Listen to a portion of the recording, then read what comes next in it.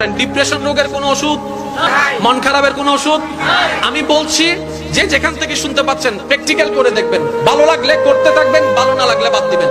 আমি প্র্যাকটিক্যাল করেছি সেটা আপনাদেরকে বলছি।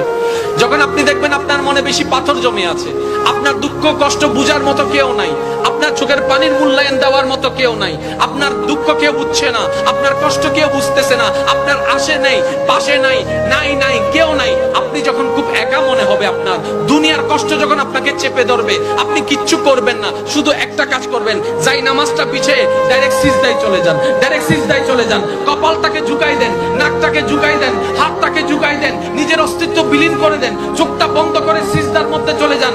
আল্লাহর ওয়াস্তে করে বলছি, কিচ্ছু পড়া লাগবে না, শুধু সিজদার মধ্যে পড়তে থাকেন, সিজদায় পড়ে থাকেন, কান্না করতে থাকেন। ওনাকে বুঝান যিনি আপনি না বললেও সবকিছু বুঝে, ওই রবকে জানান যিনি আপনি না জানালেও সবকিছু জানে।